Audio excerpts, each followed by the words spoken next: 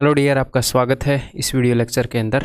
ये last video होएगी simple interest के ऊपर। ठीक है, तो जो बचे खुचे क्वेश्चन हैं, थोड़े से बढ़िया क्वेश्चन हैं, थोड़े से मिसलेनियस क्वेश्चन हैं, 14-15 शायद इसके अंदर क्वेश्चन होंगे, वो हम इस लेक्चर के अंदर करने वाले।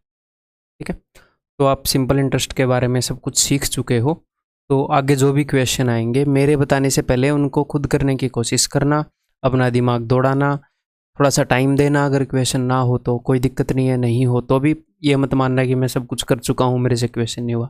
कोई दिक्कत नहीं है, दिमाग पे टेंशन लेने की कोई ज़रूरत नहीं है।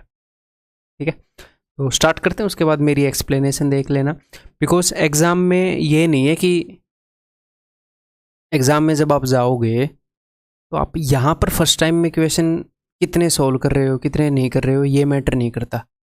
आप यहाँ पर बहुत सारी प्रैक्टिस करके जाओ तो एग्ज़ाम में सिर्फ क्वेश्चन सोल्व करना मैटर करता है।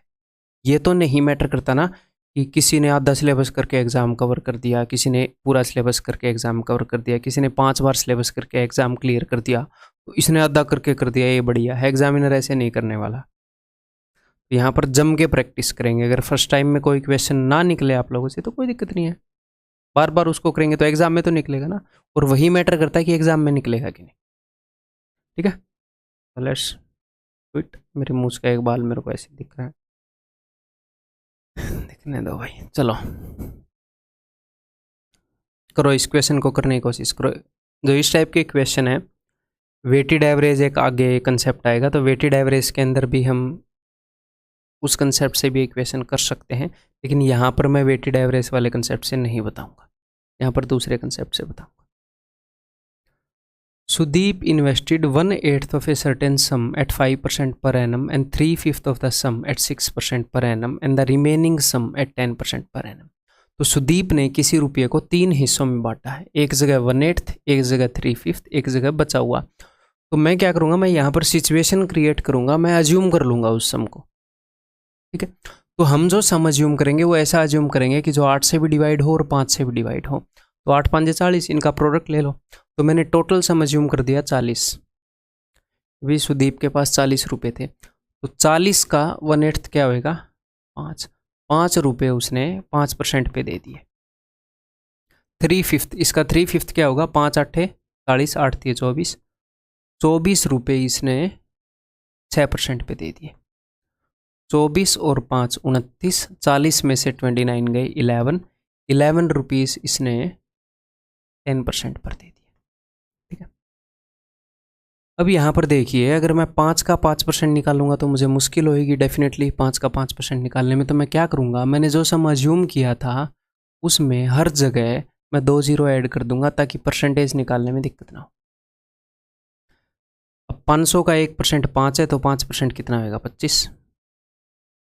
तो यहाँ पर 5% ब्याज लग रहा है, तो यहाँ पर ब्याज टोटल कितना लगेगा, 25 रुपये लगेगा।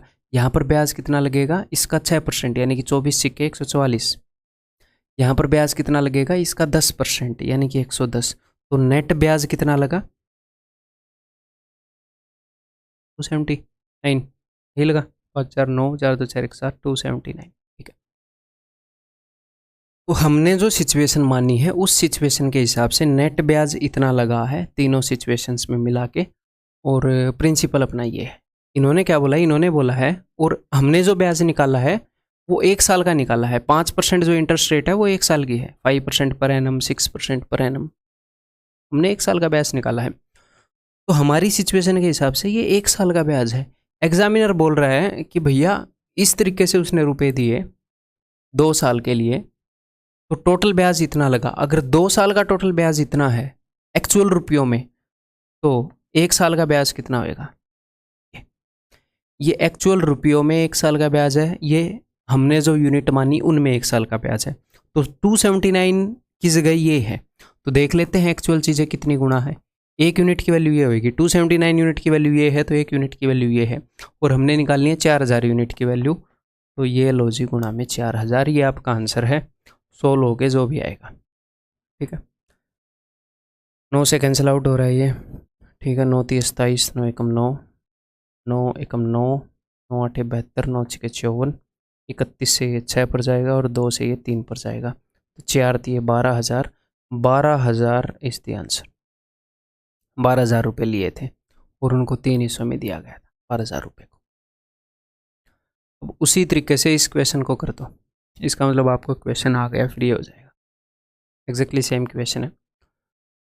तो भाई 2/3 उसने इन्वेस्ट किया 12% पे, 1/4 उसने इन्वेस्ट किया 15% पे, बचा कुचा इन्वेस्ट किया 18% पे। तो मैं ऐसी वैल्यू अज्यूम कर लूँगा जो 3 और 4 का मल्टीपल होगी, तो 4 थी 12, तो मैंने अज्यूम कर लिया कि टोटल 12 रुपये होंगे। तो 12 का 2/3 यानी कि 8 रुपये। 8 रुपये कितने परसेंट पे दिए हैं?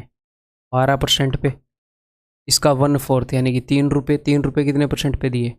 15% पे। 8 और 3 11, 12 में से 11 गए, 1 रुपया दिया 18% पे। अब बिकॉज हम आसानी से परसेंटेज निकालना चाहते हैं तो जो भी वैल्यूज हमने मानी थी उनको 100 गुना कर लो, ठीक है। तो 800 का 12%, 12 8 96, 15 थी 45, और 100 का तो कितना ही परसेंट निकाल लो, उतना ही आता है 18। तो मैं क्या करूँ, मैं इसमें से 4 इसको दे दूँ, तो ये चलो ऐसे ही जोड़ लेते हैं।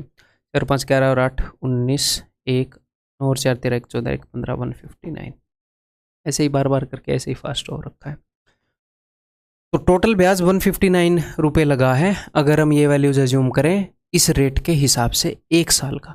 यहाँ पर उसने बताया है if he earns an interest of this much in 2 years, 2 साल में। अगर 2 साल में इतना ब्याज मिल रहा है तो 1 साल में कितना मिलेगा?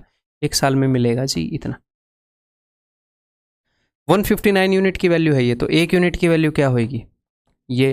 और उसने क्या पूछा है? क्या पूछते रहे भैया, वो हमेशा टोटल कैपिटल नहीं पूछता, कभी कभी वो यही पूछ लेता है कि भैया 18% पर कितनी लगाई, 15% पर कितनी लगाई, 18% और 15% पर जो लगाई उनका फ़र्क क्या है, वो कुछ भी पूछ सकता है एग्जामिनर, ठीक है। तो यहाँ पर उसने पूछा है 1200 यूनिट की वैल्यू, तो 1200 यूनिट की वैल्यू ये होगी, ठीक। करें अब काम। 2 के 12, ये 3 से कट रहा है, 3 दूनी 6, 3 5 15, 3 3 9, 53। 53 से कितने पर जाएगा ये? 4 पर तो जाएगा नहीं, 3 पर जाएगा। 3 3 9, 3 5 15, 159। तो 16 में से 9 गए 7, 8 में 5 गए 3, बच गया 1। फिर ये कितने गुना हो गया? 7 21, 7 पर चला गया 53 से। 37 दूनी 74, 7400 will be the answer. Answer इस ऑप्शन। सिंपल है। ये देखो, अब ये देखते हैं कितने लोग कर पाएंगे।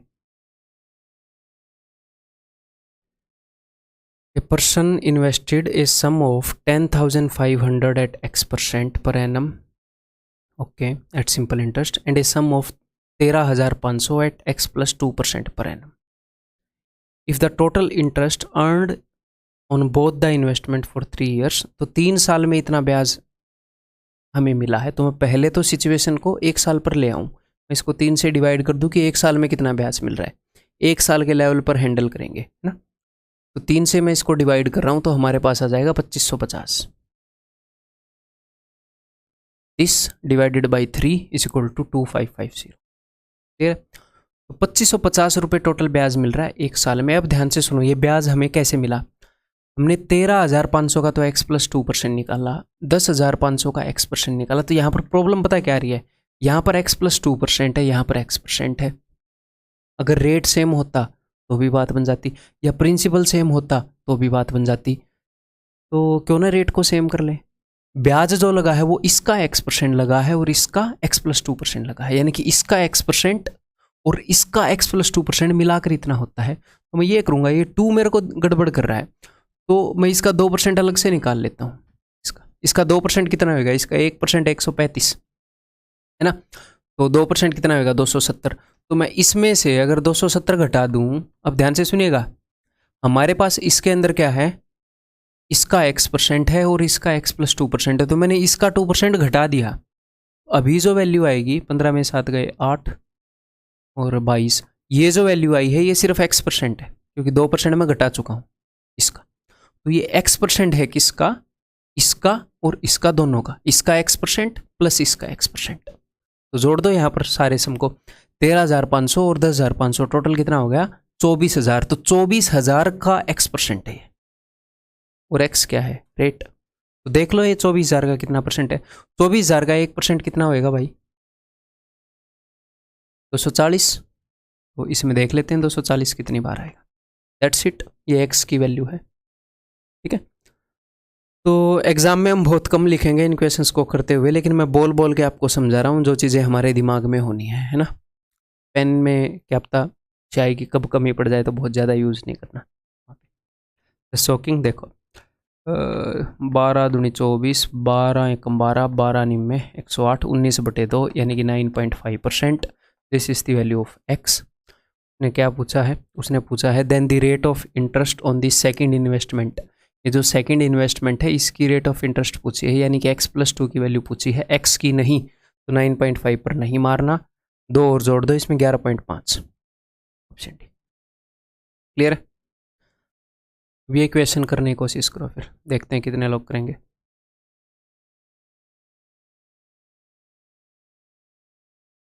अंडरस्टैंडिंग उसी जैसी है। देखो, हमने कुछ रुपए इन्वेस्ट किए, है ना, मान लो P रुपए इन्वेस्ट किए।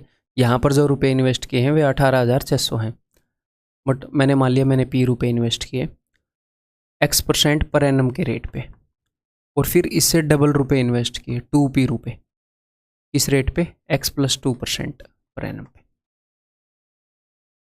ठीक है, तो अब ध्यान से एक छोटा सा कंसेप्ट देख लो कि अगर आप 20 का 8% निकाल लो, तो अगर मान लो आप 20 का 8% निकाल रहे हो और मान लो कोई वैल्यू है वो 20 का 8% है, या फिर ऐसे नहीं, दूसरे तरीके से समझाता हूँ।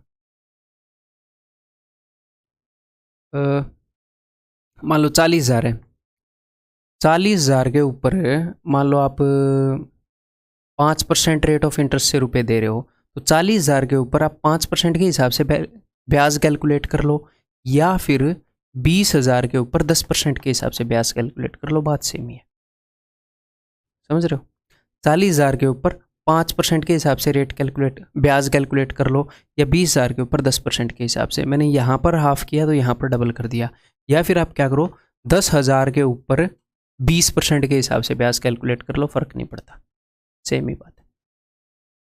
ठीक है, अगर कोई वैल्यू 20 की x% है तो वही वैल्यू 10 की 2x% होगी। ठीक है, अगर हमारा बेस छोटा हो गया परसेंटेज देखने का, तो एग्जैक्टली सेम वैल्यू वो डबल हो जाएगी परसेंटेज में। ठीक है,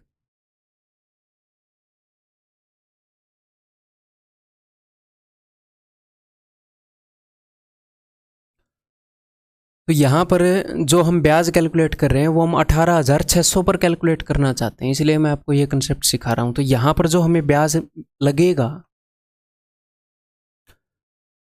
18,600 रुपये को उसने x% के हिसाब से दिया, और उसके बाद उसने 18,600 के डबल रुपये को x+2% के हिसाब से दिया। तो मैं चाहता हूँ कि आप है ना 18,600 का एज ए बेस मानो, तो यहाँ पर जो ब्याज लगेगा वो होएगा 18,600 का x%, और यहाँ पर जो ब्याज लगेगा, अगर आप 18,600 को ही बेस मान के करना चाह रहे हो तो इस दो को नीचे शिफ्ट कर दो, 18,600 का 4x + 4%, इसका डबल 4x + 4%। तो जो ओवरऑल जो ब्याज लगेगा वो होएगा 5x, 2 से ही मैंने गुणा, नहीं मैंने गलत कर दिया, मैंने 2 से गुणा करना था, तो 2x + 4 होना था। ओवरऑल जो ब्याज होएगा वो क्या होएगा, वो होएगा 3x + 4%। किस चीज़ का? 18,600 का।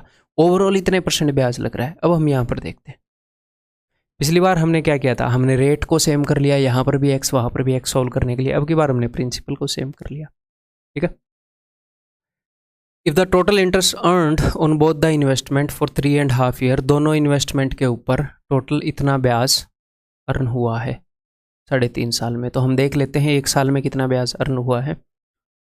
भाई 23,110, ठीक है, टोटल 3.5 साल में। तो इसको मैं 3.5 से डिवाइड कर रहा हूँ 7/2 से, 2 5 5 × 20, 5 × 30, 5 दूनी 10, 5 दूनी 10, 5 × 5 7, 7 × 42, 7 × 42, 7 × 21। तो टोटल एक साल के अंदर 6603 ब्याज हमें प्राप्त हुआ है ओवरऑल। ठीक है, तो ओवरऑल जो हमें ब्याज प्राप्त हुआ है वो कितना प्राप्त हुआ है, परसेंटेज में अगर मैं देखूँ तो 3x + 4% ऑफ दिस, ठीक है, इतना ब्याज हुआ है। और रुपए में अगर मैं देखूँ तो मुझे इतना ब्याज प्राप्त हुआ है। तो मैं ये जो रुपए में मुझे ब्याज प्राप्त हुआ है ओवरऑल, मैं ये देख लेता हूँ कि ये इसका कितना परसेंट है, फिर इसके साथ इक्वेट कर दूंगा। ओवरऑल ब्याज आपने इसके परसेंटेज के हिसाब से देखा तो इतना, अब जो ब्याज है इसको इसके परसेंटेज के हिसाब से देखो कि इसको एज ए बेस मानकर ब्याज कितने परसेंट मिला, तो इसका 1% है 186, तो इसको मैं 186 से डिवाइड कर दूंगा तो पता लग जाएगा कि 18,600 का कितना परसेंट है, ये 1% कितनी बार इसमें आया है, ठीक है। तो यहाँ पर भी जो ब्याज है वो 18,600 का कितने परसेंट लगा है उस फॉर्म में है, यहाँ पर भी 18,600 का कितना परसेंट लगा है उस फॉर्म में। क्लियर है जी, सॉल्व कर लें अब। ये 3 से भी डिवाइड नहीं हो रहा, 186 से पता नहीं होएगा कि नहीं, पहले हम 2 से कर लें फिर, और तो क्या है, दोनों में 18 2 3 अच्छे, नहीं 2 से मैं क्यों कर रहा हूँ, 3 से ही करना पड़ेगा। 3 से 18, 3 दूनी चाहिए, ये 3 से हो रहा है 2 2 0 1, अब ये 3 से भी नहीं होगा शायद, ये वो 31 से कटता होगा, ठीक है। 31 दूनी 62, 31 से 7 पर जाएगा, 31 7 217, 3 31 से कम 31, 71/2, तो व्हाट इज दिस, ये हो गया 30.5, 30.5%। तो 3x + 4 = 30.5, तो फिर ये कितना हो जाएगा, ये हो जाएगा 30 में से 4 गया 26.5, सॉरी थोड़ी सी गड़बड़ कर दी मैंने, 35.5 होएगा, 30.71/2, तो 35.5 में से 4% यहाँ पर आ गया, तो 35.5 - 4 31.5% यहाँ पर आ जाएगा। अगर 3x की वैल्यू ये है तो x की वैल्यू क्या होएगी, इसको 3 से डिवाइड कर दो, एक बार पॉइंट को इग्नोर कर दो, 105, 10.5%, this is the value of x। अब उसने क्या पूछा है, then the rate of interest per annum on the second investment, second investment पर रेट क्या थी, x + 2%। x की वैल्यू अगर ये है, इसकी वैल्यू ये हो जाएगी। अभी ये जो क्वेश्चन है ये मैं इतने स्मूथली बता नहीं पाया है, मेरे को फील हो रहा है, अगर हो सकता है मैं बता पाया हूँ, तो जिनको समझ में आ गया वो स्किप कर सकते हैं, जिनको नहीं समझ में आया मैं एक बार फिर से मोटा मोटा बता देता, ठीक है, ओके जी। तो देखो, a person invested a sum of 18,600 at x%, तो यहाँ पर जो ब्याज लगेगा वो 18,600 का x% लगेगा, यहाँ पर ब्याज लगेगा x%। आपने दिमाग में ध्यान रखना है कि x% किसका, x% 18,600 का। फिर उसने डबल सम इन्वेस्ट किया है 18,600 से डबल x + 2% पर, तो अगर आपने इससे डबल रुपये लगाए हैं, इससे डबल रुपयों पर अगर आपको इतना % ब्याज मिल रहा है, तो हम ये देखना चाहते हैं कि हम ब्याज को इसकी परसेंटेज के रूप में लिखना चाह रहे हैं, ठीक है। जैसे हमारे पास एक भाई साहब हैं राम और एक भाई साहब हैं श्याम, तो श्याम की जो सैलरी है वो राम से डबल है, मान लो राम की सैलरी है 30,000 और श्याम की सैलरी है 60,000। अब श्याम अपने बेटे को 10% देता है पॉकेट मनी, अब राम का बेटा कहता है कि पापा मुझे भी श्याम के लड़के जितनी पॉकेट मनी चाहिए। आप वैसे तो श्याम के लड़के से मार्क्स कंपेयर करते रहते हो, पॉकेट मनी आप उसके बराबर देते नहीं हो, है? तो अब ध्यान से देखो, बिकॉज इस भाई साहब की तनख्वाह आधी है, तो इसको उसकी बराबरी करने के लिए डबल परसेंटेज देना पड़ेगा, यही गेम यहाँ पर है। उसने डबल सम लगा रखा है, इससे डबल सम के ऊपर हमें x + 2% मिल रहा है, तो अगर हम इसके फॉर्म में कि इसका कितना % होएगा, तो इसका वो डबल % होएगा। तो इस रुपए पर जो ब्याज मिलेगा उसको मैं बोल सकता हूँ x% ऑफ दिस, और इस पर जो ब्याज मिलेगा उसको मैं बोल सकता हूँ 2x + 4% ऑफ दिस, तो टोटल इतने % ब्याज मिलेगा। तो ये ब्याज है परसेंटेज में। अब मैं यहाँ 1 साल का वो भी, अब मैं यहाँ पर लिखूंगा कि ओवरऑल जो हमें ब्याज मिल रहा है वो कितना % है इसका, वही तो यहाँ पर लिखा है, उससे कंपेयर करूंगा। ओवरऑल हमें ब्याज मिला है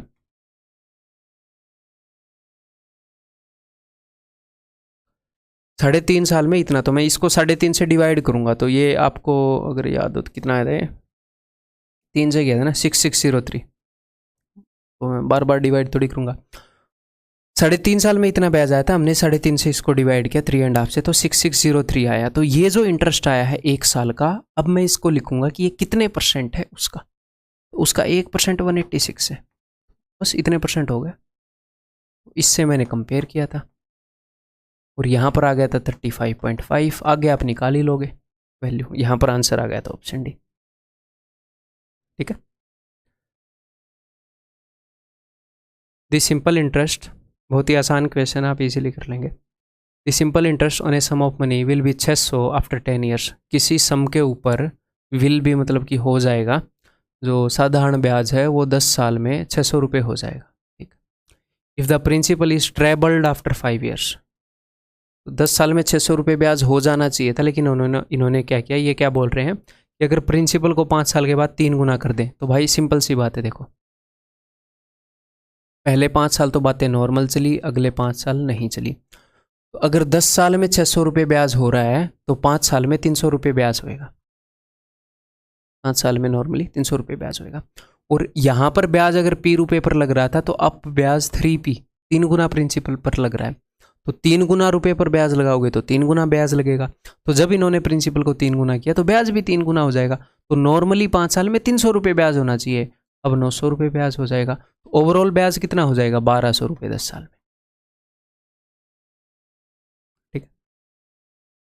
अब कुछ बच्चों को यह डाउट आएगा कि सर ऐसे 5 में ना डिवाइड करें, ये 6 ईयर एंड 4 ईयर कर दें, तो भी कोई दिक्कत नहीं है। देखो 10 साल में, और मान लो यहाँ पर प्रिंसिपल को 2.5 गुना कर दिया इन्होंने, कि हमने प्रिंसिपल को 2.5 गुना कर दिया 2.5 टाइम्स, डजंट मैटर। ठीक है। मान लो प्रिंसिपल को 2.5 गुना कर दिया और रेट को 1.5 गुना कर दिया 6 साल के बाद, तो अब बताओ क्या होगा। कोई दिक्कत नहीं है। देखो 10 साल में ब्याज लग रहा है 600, तो 1 साल में ब्याज लगेगा 60, तो 6 साल में ब्याज लगेगा 60 × 6।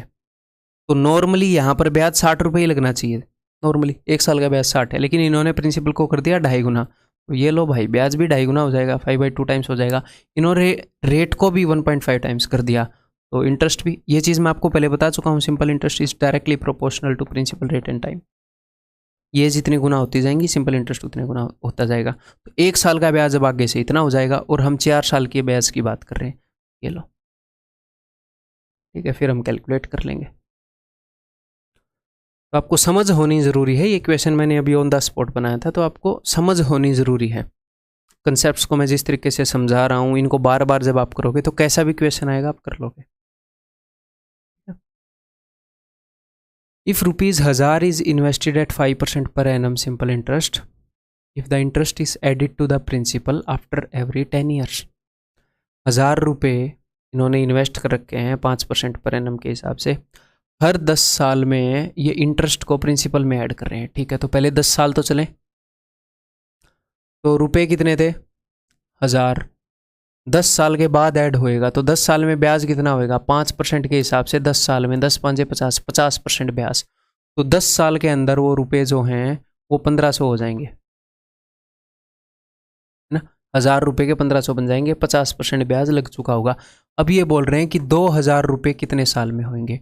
तो अब ये 500 का और सफ़र तय करना है आपको, 500 रुपये और हमें ब्याज चाहिए। ठीक है, तो ये 500 रुपये ब्याज कितने साल में होएगा ये हमें जानना है।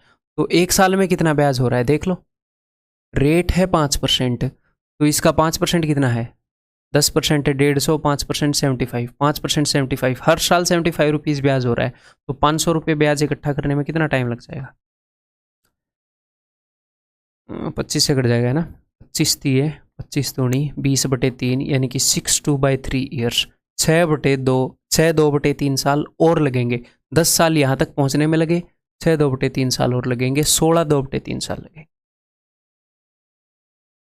ऑप्शन डी सिंपल है। ये देखो, x, y and z are 3 sums of money such that y is the simple interest on x and z is the simple interest on y। ये बोल रहे हैं कि x, y, z 3 सम है, इस तरीके से है कि जब हमने x पर ब्याज लगाया तो आया y, और y पर ब्याज लगाया तो आया z, for the same time and same rate. ठीक है, तो x पर आपने ब्याज लगाया, सेम रेट है सेम टाइम है। ठीक है, तो यहाँ पर भी सेम परसेंट निकाला होगा, यहाँ पर भी सेम परसेंट निकाला होगा। मान लो ओवरऑल 30% निकालना पड़ रहा है, या फिर 30 भी छोड़ो, सेम रेट और सेम टाइम, ब्याज कितना होता है R इंटू टी%। तो यहाँ पर भी R टी% निकाला, यहाँ पर भी R टी% निकाला। मैं कहना क्या चाह रहा हूँ, मैं ये कहना चाह रहा हूँ कि X का जितने परसेंट Y है, Y का उतने ही परसेंट Z है। इस पर ब्याज लगाया तो ये आया उसी रेट टाइम से, इस पर भी ये आया उसी रेट टाइम से। तो X का कितने परसेंट है Y, ऐसे पता लगता है Y बटे X इंटू 100।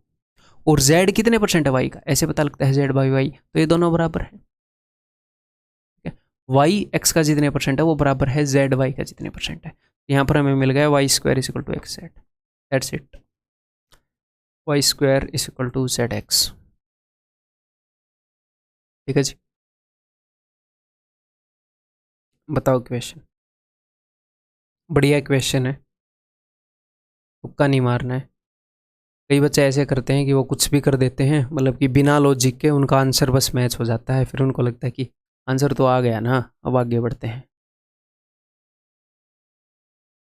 तो ऐसे नहीं करना है, ठीक है। समझना है चीज़ को, अगर समझ के आंसर आया है तो ठीक है, नहीं तो अदरवाइज आप अक्कड़ बक्कड़ बम्बे बो करके, मान लो सी उत्तर है और सी पे ही आ गए, फिर ये सोच लो आंसर तो आ गया ना, अब आगे बढ़ते हैं। फिर तो अक्कड़ बक्कड़ बम्बे बो भी ठीक ही है। समझ के उत्तर आया तो ठीक है, नहीं समझ बिना समझ के अगर ठीक उत्तर भी आ गया तो भाई अपने आप को क्रेडिट मत दो, वो तुक्का मारा आपने। A money lender claims to lend money at the rate of 10% per annum simple interest. Money lender बोल रहा है कि मैं 10% पर एनम सिंपल इंटरेस्ट पर रुपए देता हूँ, लेकिन वो एक गड़बड़ी कहाँ करता है या फिर अलग काम कहाँ करता है। However he takes the interest in advance, जो इंटरेस्ट है वो एडवांस में ले लेता है, मतलब आपको जितना ब्याज लगना होता है वो पहले ही ले लेता है। नॉर्मल सिनेरियो क्या होता है, नॉर्मल सिनेरियो ये होता है 10% के हिसाब से। मान लो आपने 100 रुपये लिए, तो आप 1 साल के बाद 110 रुपये दोगे, 1 साल के बाद 10% रेट है। लेकिन यहां पर अपने क्वेश्चन के अंदर क्या हो रहा है, अब ध्यान से सुनिए। वो 100 रुपये देगा, ठीक है, वो 100 रुपये देगा और इंटरेस्ट को इसी दिन ले लेगा। तो 1 साल के अंदर इंटरेस्ट कितना लग रहा है, 1 साल के अंदर 10 रुपये लग रहा है। तो वो बोल क्या रहा है कि मैं आज आपको 100 रुपये दे रहा हूँ, मुझे अभी ब्याज दे दो यार, ब्याज जो है वो मुझे अभी दे दो, प्रिंसिपल तुम बाद में दे देना। तो वो क्या करेंगे, ब्याज कितना है 10 रुपये, वो उसको आज ही 10 रुपये दे देंगे। मैं मान लो ये मनी लेंडर हूँ, मैंने अभी अभी तुम्हें 100 रुपये दिए, मैंने बोला यार ब्याज अभी निकाल दो, तो एक्चुअल में 100 कहाँ दिए, 10 तो मैंने अभी ले लिए, तो मैंने आपको 90 ही दिए एक हिसाब से। और फिर 1 साल बाद मैं आपसे 100 रुपये ले रहा हूँ, मैंने ब्याज पहले ले लिया, ये जो 10 रुपये मैंने यहाँ पर लेने थे, यहाँ पर मैं 100 ही ले रहा हूँ, ये मैंने यहीं पे ले लिए। तो एक हिसाब से हुआ क्या, मैंने 90 रुपये उधार दिए और 100 रुपये ले लिए, ठीक है। तो कितने का ब्याज लगा एक्चुअल में 10 रुपये का ब्याज लगा 90 पर। तो रेट क्या है, रेट इज 1/9, यानी कि 11 1/9, ठीक है। Rate is option D.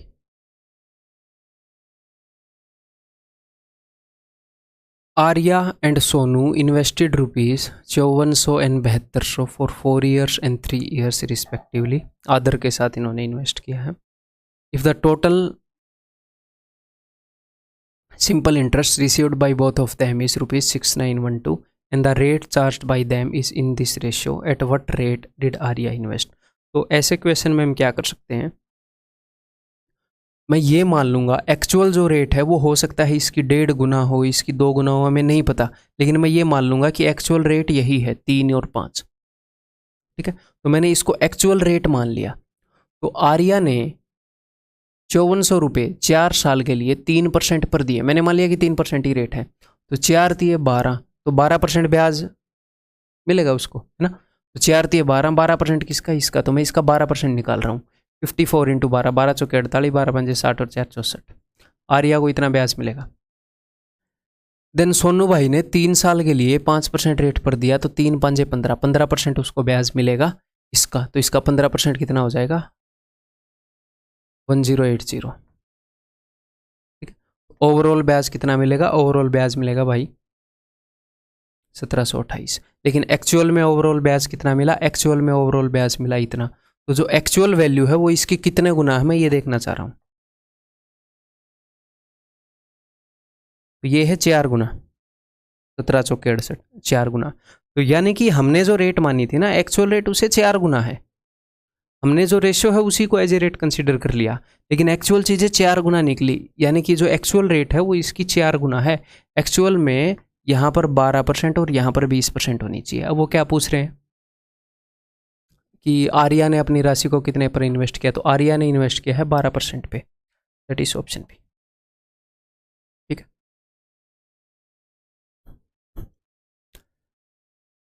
A person borrowed a sum of 6% per annum and return rupees 8400 after a year. Okay, now the rate of interest is 5% per annum on the rest of the amount. मैं पहले आपको कहानी बता देता हूँ क्या है। कहानी ये है कि एक बंदे ने, a person borrowed a sum of money, एक बंदे ने कुछ रुपए लिए। ठीक है। फिर 1 साल के बाद क्या हुए, यहाँ पर जो रेट ऑफ इंटरेस्ट है वो 6% है। तो 1 साल के बाद यहाँ पे मान लो 6% के हिसाब से ब्याज लग रहा है, तो जो रुपए हैं वो कितने हो जाएंगे, वो P + 6% ऑफ P हो जाएंगे। तो यहाँ पर उसने कुछ रुपए लौटा दिए, 8400 रुपये लौटा दिए। ये लो यार 8400 रुपये, हिसाब चुकता करो। अब अगर उसने 8400 रुपये लौटा दिए, इसमें से अगर मैं 8400 घटाऊंगा तो कुछ रुपए बच जाएंगे। अब इसके ऊपर ब्याज लगेगा, अब इतने रुपए उधार हैं, तो अब की बार जो रेट है, अब इसके ऊपर जो ब्याज लग रहा है वो 5% के हिसाब से लग रहा है, जो भी बचा कुचा अमाउंट है। तो यहाँ पर एग्जामिनर ने बताया है, यहाँ पर 1 साल के लिए मामला चला, दूसरे साल जो रेट है वो 5% है। If the interest of the second year is 13/20 of the first year. ये जो सेकेंड ईयर का इंटरेस्ट है ये पहले वाले इंटरेस्ट के कंपेरिजन में 13/20 है। What is the amount borrowed. तो गेम समझ गए। अब एक बार खुद करने की कोशिश करो, फिर मेरे से समझ लेना। तो पहले रेट क्या थी, पहले रेट थी 6%। तो मान लो उसने 100 रुपये लिए, मैं यूनिट में मान रहा हूँ। अब उसने 100 रुपये लिए, तो 1 साल के बाद वो कितने रुपए देगा अगर उसने अपने लोन को चुकता करना है।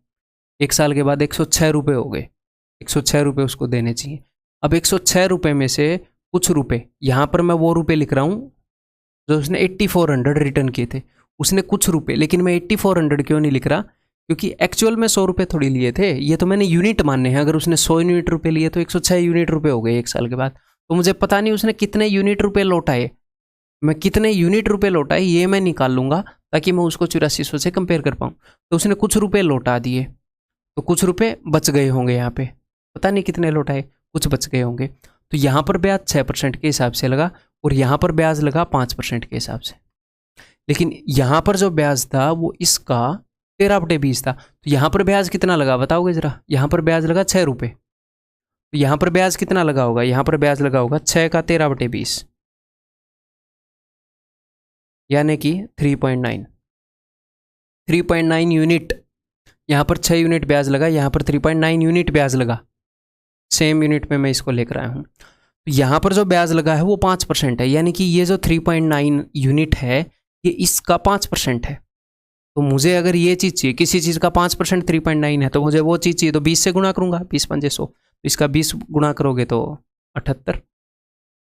तो यहाँ पर जो रुपया लौटा दिया था वो लौटाने के बाद 78 रुपये देने बच गए थे, तभी उसका 5% 3.9 हुआ। तो कितने रुपए लौटाए थे, तो घटाओ, तो रुपए लौटाए थे 22 और से 28 यूनिट उसने रुपए लौटा दिए थे। और 28 यूनिट की वैल्यू हमारे क्वेश्चन के हिसाब से है 8400। तो यानी कि जो एक्चुअल वैल्यूज़ हैं जो हमने मानी है उससे 30 गुना चल रही है। 30 गुना भी कहाँ, 300 गुना चल रही है। 28 30 84 300 गुना चल रही है। तो वट अमाउंट वाज बोरोड, तो इसका 300 गुना 3000 रुपये, 300 गुना है तो 30,000 रुपये। Option C. ठीक है, ये बताओ जी। बहुत ही आसान क्वेश्चन है। A sum of ₹14,000 is lent out in 2 parts in such a way that the first part is given at 5%। 14,000 को 2 हिस्सों में बांटा है। एक हिस्से पर हमें 5% रेट मिल रही है, दूसरे हिस्से पे 8% रेट मिल रही है। ठीक है। If the simple interest received on sum given at 5%, जो 5% रेट पर जो हिस्सा दिया है उसके ऊपर हमें इतना ब्याज ज़्यादा मिला है। ठीक है। तो हमें क्या बताना है, हमें ये बताना है find the sum lent at 8% per annum, 8% per annum पे जो सम दिया गया है। तो मैं ये मान लेता हूँ कि 8% पर एनम पर जो सम दिया गया है वो x रुपये दिया गया है, ठीक है। तो 5% पर एनम पर कितना दिया होगा, टोटल 14,000 है, 14,000 में से x गया 14 माइनस एक्स, ठीक है, बाकी का 5% पर एनम पे दिया होगा। तो 5% पे जो सम दिया है उसका जो ब्याज है वो 92.25 ज़्यादा है, उसी सिचुएशन को मैं यहाँ पर लिखूंगा। तो 5% ऑफ 14,000 माइनस एक्स, 5% पर ये रुपया दिया गया और 8% पर रुपया दिया गया एक्स, 8% ऑफ एक्स, इससे ज़्यादा है ये 5% वाला ब्याज। कितना ज़्यादा है, इतना। बस इसको सॉल्व कर लो, खत्म कहानी। देखो 14,000 का 5% कितना होगा, इसका 10% हो गया 1400, 700, ठीक है, 700। 92.25 को मैं इधर लेके आ रहा हूँ तो ये नेगेटिव हो जाएगा, ठीक है। 5% ऑफ एक्स ये नेगेटिव है, उधर जाकर हो जाएगा 5% ऑफ एक्स पॉजिटिव, यहाँ पर 8 है, ये हो जाएगा 13% ऑफ एक्स, ठीक है। तो जिसकी भी वैल्यू हमने निकालनी है उसका 13% इसके बराबर है, तो एक्स की वैल्यू आई जाएगी। तो 700 में से 93 गए, ये हो जाएगा 607.75। ये 13% की वैल्यू है, तो 1% की वैल्यू हो जाएगी ये, और 100% की वैल्यू हो जाएगी, ठीक है। 13 चौके 52, 13 छक्के 78, 13 सत्ते 91, 13 पंजे 65, 4675 इज द आंसर, ठीक है भाई। ये क्वेश्चन करो अब। आसान क्वेश्चन है, शक्ल से दिखने में मुश्किल लग रहा है, अदरवाइज आसान है, ठीक है। और ज़रूरी नहीं है कि एक ही तरीके से हो, और भी तरीके से हो सकता है। तो आप कर जाओगे, इतना मुझे पता है। अगर सिर्फ एग्जामिनर की बात मान ली तो आप कर जाओगे, सिर्फ इसकी बात को फॉलो करना है। A man takes a loan of some amount at some rate of simple interest, after 3 years the loan amount is doubled. 3 साल तक जो अमाउंट था वो उतना ही रहा, 3 साल के बाद जो लोन अमाउंट था वो उसने डबल कर दिया। तो मान लो यहाँ पर उसने पी रुपये लिए थे 3 साल के लिए, R% पर, इसने कुछ बता रखा है रेट का, नहीं बता रखा, मान लो R% पर। यहाँ पर उसने अमाउंट को 3 साल के बाद क्या कर दिया, डबल कर दिया ना। 3 साल के बाद उसने अमाउंट को डबल कर दिया। And the rate of interest is decrease by, और एग्जाम के अंदर ये ऐसे बनाना ज़रूरी नहीं है, मैं जस्ट आपको समझाने के लिए बना रहा हूँ। रेट परसेंट थी वो 2% डिक्रीज कर दी, the rate of interest is decrease by 2%। After 5 more years, 5 और साल के बाद, यानी कि यहाँ पर हमने 5 साल बिताए। आफ्टर 5 years नहीं है, आफ्टर 5 मोर ईयर्स है, तो यहाँ पर कई बंदे 2 साल लिख देंगे, ठीक है। If the total interest paid on the whole is this much, total interest इतना पे किया गया, ठीक है। तो अब मैं देखूंगा टोटल इंटरेस्ट कितना है, और मैं टोटल इंटरेस्ट को पी के परसेंटेज के रूप में लिखूंगा, ना कि 2p। यहाँ पर मैं क्या करूंगा, मैं इस 2 को नीचे उतारूंगा, चाहे p के ऊपर 5 साल का निकाल लो, या 2 मतलब चाहे 2p के ऊपर 5 साल का निकाल लो, या p के ऊपर 10 साल का ब्याज निकाल लो, बात तो सेम ही है, ठीक है। तो पहले 3 साल में ब्याज कितने परसेंट लगा, R% हर एक साल 3 साल तक, तो 3R% प्लस कितने परसेंट ब्याज लगा ये हम देख रहे हैं, किसका कितने परसेंट, प्रिंसिपल का, ठीक है। तो P का इतने परसेंट, ठीक है, और यहां पर 2p का, 2p के ऊपर इतने परसेंट लगा, तो P का मैं 10 साल के लिए निकाल रहा हूं, P के ऊपर 10 साल के लिए, तो 10 इंटू दिस 10R माइनस 20, इतने परसेंट ऑफ P ब्याज लगा है टोटल, जो कि किसके बराबर है, इतने परसेंट ऑफ P। टोटल इतने परसेंट ब्याज लगा है, P का इतने परसेंट, जो कि इसके बराबर। एक इसने ये बताया है, और दूसरा इसने क्या बताया है, आगे भी इसने बताया है, which is equal to the same when the first amount was taken for 11/3 years, जो कि बराबर है किसके, अगर हम फर्स्ट अमाउंट को 11/3 साल के लिए लेते हैं उसी के बराबर है। अच्छा, तो अगर P को हम इतने साल के लिए लेते हैं R% पर, तो देखो भाई कितना ब्याज लगेगा, 11 3 33 और 1 34, थोड़ा सा नीचे लिख देते हैं, 34/3 गुणा R% ऑफ P, P के इतने परसेंट की वैल्यू है 13,600, ठीक है। तो चलिए सॉल्व करते हैं। 11 33 34 ठीक है ना। तो 17 दूनी 17 8 तो ये इसका मतलब 4 पर चला गया। तो R% इज इक्वल टू 1200। तो P का R% 1200 है। P का R% की वैल्यू कितनी है? 1200। जो भी हमारा प्रिंसिपल है उसके R% की इतनी वैल्यू है। हमने निकालना क्या है? हमने निकालना है कि भैया जो हमने अमाउंट लिया था वो कितना है। तो ठीक है, देख लेते हैं। तो 10R and 3R 13R% of P minus 20% of P is equal to 13,600। खाली R% की वैल्यू 1200 है, तो 13R% की वैल्यू कितनी हो जाएगी? इसको 13 गुना करो, 15600। 15600 में से कितने घटाऊं कि ये आ जाए, यानी कि 2000।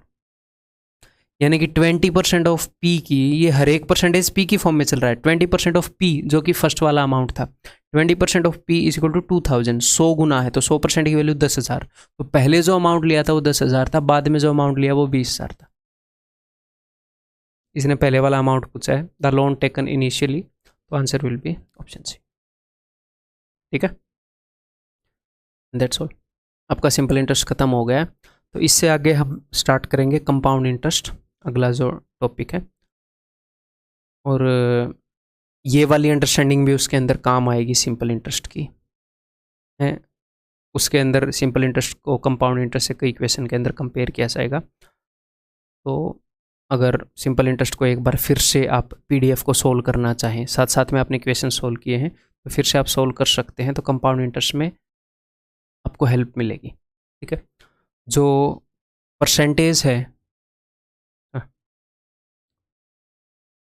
देखो 3 चैप्टर्स की खास ज़बरदस्त जोड़ी है, परसेंटेज, इंटरेस्ट, इंटरेस्ट के अंदर simple interest and compound interest, ऐसे हम बांट लेते हैं। और profit and loss, profit loss and discount ऐसे बोल सकते हैं, इसको भी 2 हिस्सों में हम बांट सकते हैं। तो ये जो टॉपिक है ये स्ट्रांगली परसेंटेज के ऊपर बेस्ड है, परसेंटेज की अंडरस्टैंडिंग के ऊपर स्ट्रांगली, जबकि 100% परसेंटेज की अंडरस्टैंडिंग 100%।